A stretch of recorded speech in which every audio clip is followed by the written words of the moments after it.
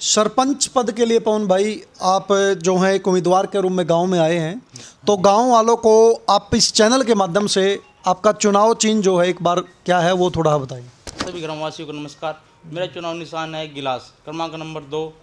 Button दबाकर मेरे को भारी मतों से विजय बनाए। जी पवन भाई, आपके चुनाव के अंदर क्या कुछ प्रमुख मुद्दे जो हैं वो गांव के लिए रहने वाले हैं? गांव के प्रति सबसे पहले मेरा मुद्दा है शिक्षा को बढ़ावा देना जी। खेल के मैदान को तैयार करना जी। युवाओं को खेल के प्रति जागरूक करना जी। गांव में जो युवा पीढ़ी है जो नशे की ओर जा रही है जी। उसको उनको नशे से दूर करवाना है जी। गांव में सफाई जो कर्मचारी है उनको एक गांव में सफाई रखनी है और उनके कर्मचारियों को भी बढ़ाना है। गांव में जब बरसात आती है पानी रुकता है उसको में कहीं पानी ठहरा हो नहीं रहना चाहिए। तो गांव में निकासी के प्रति हम अच्छी तरह से काम करेंगे। जी। तो पवन जी ने बताया कि यदि गांव हमारे को मौका देता है तो गांव के अंदर जो है एक तो युवा जो है आज का युवा नशे की ओर जो है जा रहा है, तो नशे के खिलाफ जो है युवाओं को जागरूक करना है।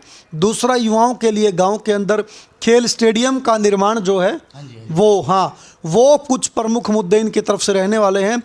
दूसरा और जो बड़ा मुद्दा इन्होंने बताया वो गांव की प्रॉपर निकासी के चलते, अच्छी निकासी के ना चलते जो है वो गांव में गंदगी के ढेर लग जाते हैं और पानी रुका रहने के कारण मच्छर का प्रकोप जो है वो बढ़ जाता है, जिसके चलते गांव में बीमारियां जो है वो जन्म लेती हैं।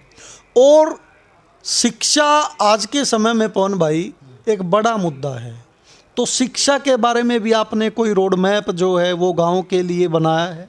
शिक्षा के प्रति हम गांव में जैसे कि आजकल वाईफाई का हम गांव में वो सुविधा देंगे जिससे मतलब कि बच्चे घर में इंटरनेट के द्वारा अच्छे से तैयारी कर सकते हैं। जी। और क्या कुछ, जैसे आज के दौर में लोगों की इनकम का एक बड़ा हिस्सा वो प्राइवेट स्कूलों में बच्चे पढ़ाने के कारण जो है वो जा रहा है, तो उसको कैसे लोगों को आर्थिक बोझ दबने से जो है वो कैसे बचाया जा सके, तो उसके लिए भी कोई आप काम करो? जी सर, जैसे कि हम ऐसा काम करेंगे, हम प्राइवेट वाली सुविधाएं हम सरकारी स्कूलों में देंगे। जी। हाँ जी। तो बड़ी बात जो है वो पवन भाई ने बताई है कि सरकारी स्कूल के अंदर जो प्राइवेट स्कूलों की तर्ज पर जो सुविधाएं हैं वो गांव के सरकारी स्कूल में दी जाएगी। और इसके साथ साथ जो आज ऑनलाइन एजुकेशन का जो ट्रेंड है, जिसके लिए इंटरनेट पूरी महत्वपूर्ण भूमिका जो है वो निभाता है, तो कुछ गरीब परिवार के जो ज़रूरतमंद बच्चे हैं इंटरनेट ना होने के कारण उस ऑनलाइन एजुकेशन से वंचित रह जाते हैं, तो उनके लिए गांव में फ्री वाईफाई की सुविधा जो है वो दी जाएगी, ऐसा है ना? हाँ जी, देंगे जी। एक और पवन भाई, अभी जैसे सर्दियों का मौसम है तो गांव में धुंध का फ़ायदा उठाते हुए चोर प्रवृत्ति के जो लोग हैं वो पशुधन की चोरियों की जो घटनाएं हैं वो ज़्यादातर इन दिनों में सुनाई पड़ती है। उसके लिए भी आपने कोई काम करने की कोई योजना आपकी है? जी सर, सबसे पहले मतलब गांव में अब सर्दी आ गई है जी, इसमें जो पशुधन है हमारे उसमें बार बार चोरी होती रहती है। इसके बचाव के लिए हम जगह जगह पर सीसीटीवी कैमरे लगवाएंगे, जिससे मतलब कि हम चोरी होने से बचाएंगे। जी। दूसरा, लोगों की आय का बड़ा हिस्सा पवन भाई खर्च होता है स्वास्थ्य के मामले में। दो ही चीज़ें आज बड़ी जो है वो पैसे जो है इन्वेस्ट होते हैं। एक का तो आपने लोगों को आश्वासन कर दिया कि शिक्षा के लिए हम लोग ये काम करेंगे, तो स्वास्थ्य के मामलों की जहाँ तक बात है वो डॉक्टरों के पास जो है लोगों को खर्च करने पड़ते हैं, तो उस प्रकार की भी कोई प्लानिंग आपकी गांव के लिए आपने की? आपके गांव में अभी कोई अस्पताल है या नहीं है, तो आप क्या वायदा जो है गांव वालों को? गांव वालों को मैं सबसे पहले प्राथमिक जो हमारा हॉस्पिटल स्वास्थ्य केंद्र है उसको लेकर आएंगे। उसके लिए मेरे को कितनी मेहनत करनी पड़े, अभी तक गाँव में नहीं है वो, लेकिन सुचारू छोटे हैं। जी। हाँ जी। जो उसके लिए मेरे को कहीं जाना पड़े कि कितनी दूर तक जाना पड़े, कुछ भी करना पड़े, मैं वो ला के रहूँगा। जी, ये पक्का वायदा आपका है? हाँ जी, पक्का वायदा है जी।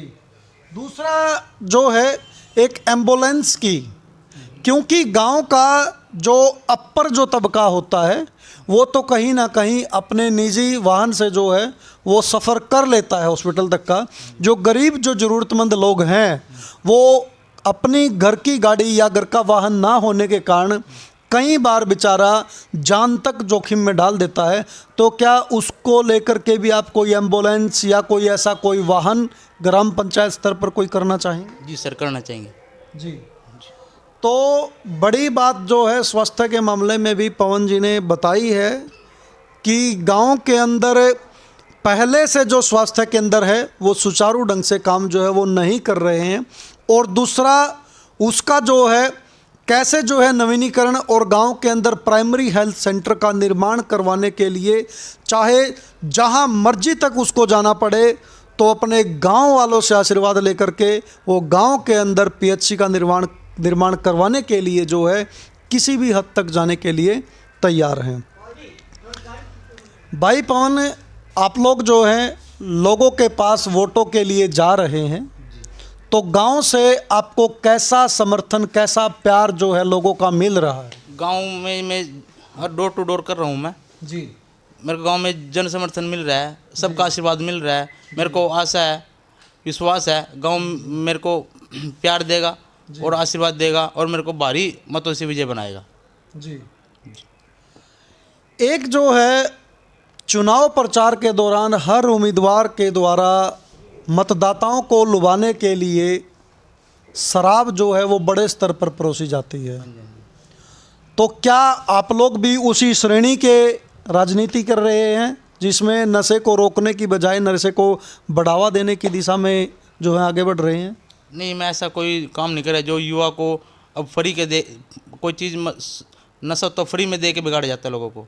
उस वो बिगड़ने के बाद फिर बंदा गलत रास्ते पे चलता है। ऐसे में कोई काम नहीं करता, ना मैं खुद पीता हूँ ना किसी को पीने की सलाह देता हूँ। जी। तो साथियों, एक बहुत बड़ी बात जो है निकल करके आई है, पवन भाई ने बताई है, ना तो खुद मैं शराब पीता हूँ और ना मतदाताओं को लुभाने के लिए शराब का जो है मैं उपयोग करता हूँ। तो एक बड़ा और अच्छा संदेश जो है समाज के लिए ये है, और मेरी आप सभी से अपील है कि आप लोग भी इस वीडियो को ज़्यादा से ज़्यादा शेयर कीजिए, और यदि आप चैनल पर नए हैं तो चैनल को सब्सक्राइब कीजिए। तो पवन भाई, आप अपने गांव के अंदर किसको मुख्य प्रतिद्वंदी के रूप में मानते हैं और कितने उम्मीदवार गांव के अंदर हैं? मैं किसी भी कैंडिडेट को अपना प्रतिद्वंदी नहीं मानता जी। मेरे साथ 36 बिरादरी है, हर गांव के बड़े बूढ़े सबका मेरे साथ से होगा। मैं सबको साथ लेके चलता हूँ, मैं किसी को अपना प्रतिद्वंदी नहीं मानता। मेरे को सब लोग अपने प्यार दे रहे हैं, आशीर्वाद दे रहे हैं जी। मैं किसी को अपना प्रतिद्वंदी नहीं मानता। जी। यदि गांव आपको मौका देता है, आपको सरपंच चुनता है, तो सबसे पहली प्राथमिकता आपकी गांव के लिए क्या रहेगी?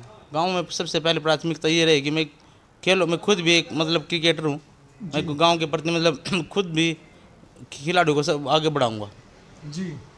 तो एक बड़ी अच्छी बात निकल करके आई है, छोटी सी बात है लेकिन बड़ा संदेश जो है वो दे रही है कि इन्होंने बताया है कि खुद मैं क्रिकेटर हूँ, यानी खिलाड़ी हूँ, तो खिलाड़ियों के लिए जो है सबसे पहली बार जो है वो सरपंच चुनते ही उसके लिए काम करूंगा, क्योंकि खिलाड़ी जो है वो युवा होता है, और युवा ना सिर्फ किसी गांव का बल्कि प्रदेश और देश का भविष्य होता है।